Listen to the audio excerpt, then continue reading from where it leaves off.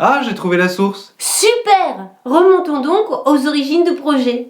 Donc, lorsque j'ai pris mes fonctions il y a 10 ans de cela, un projet, une réflexion a été menée au niveau de la Devinière sur comment utiliser la domotique pour permettre aux personnes qu'on accompagne, qui sont des adultes avec de nombreuses restrictions pour réaliser les actes de la vie courante, de savoir comment cette technologie pouvait être utilisée pour leur rendre de l'autonomie.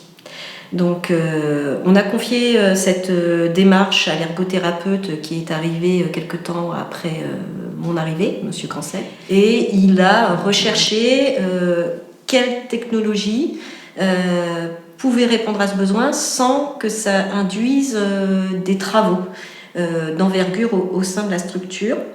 Parce qu'il faut savoir qu'au sein de l'établissement, en termes de structure informatique, on n'était pas très riche et il fallait vraiment construire cette infrastructure.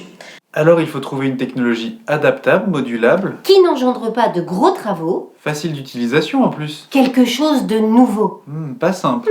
Oui, pas simple. Du coup, aujourd'hui, certains outils technologiques permettent d'appréhender l'accompagnement différemment et de se dire « Ah, on pourrait peut-être faire ci, faire ça ». Et du coup, on est vraiment dans une évolution de la culture, effectivement technologique, mais aussi une culture professionnelle. La domotique permet de s'adapter à chaque personne. Or, effectivement, compte tenu du profil des personnes que nous accueillons qui sont très diverses, ça permet de s'adapter en fonction des capacités, des intérêts aussi de chacun, des attentes de la personne quand elle peut les exprimer, mais également des familles. On a trouvé Un outil de travail qui aide les résidents et les professionnels. la classe. En termes de valorisation, c'est vrai que c'est un outil à la relation du résident.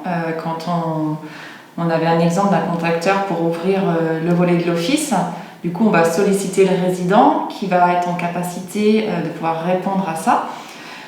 Et du coup c'est une valorisation devant les autres résidents, devant les autres professionnels. J'ai réussi à ouvrir le volet de l'office et dire maintenant on va pouvoir manger. Du coup il y a une certaine valorisation grâce à la domotique.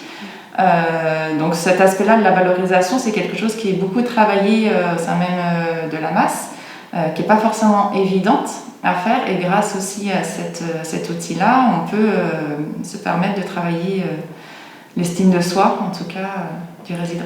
Moi, je rebondirais aussi, peut-être que c'est secondaire, mais je pense que aussi le professionnel, il y a quand même une satisfaction aussi de pouvoir permettre ça auprès du résident.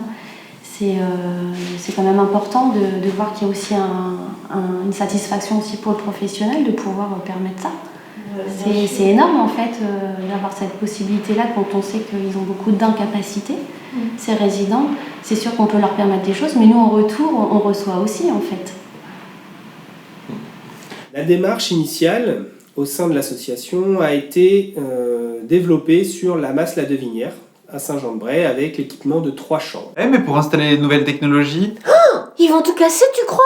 il faut tout reconstruire après. Ça va coûter cher! Mais la question a été aussi la recherche du financement, parce qu'il y avait un coût qui était non négligeable néanmoins. Donc là, c'est l'appui de l'association et le fait qu'on soit une association d'envergure au sein du département qui nous a permis d'avoir des fonds. Il y a la phase d'installation qui nécessite d'avoir quelqu'un présent, qui a une connaissance, mais il y a la phase de consolidation et de vie du projet.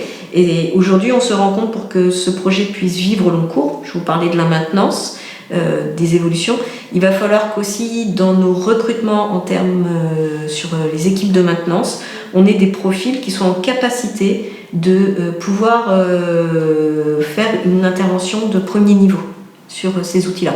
Aujourd'hui, le projet repose beaucoup sur les ergothérapeutes, mais ce n'est pas leur mission première. Il va y avoir du changement, de nouveaux postes, de nouvelles compétences. Eh ouais, c'est toute une organisation. Et un engagement. C'est beau les engagements.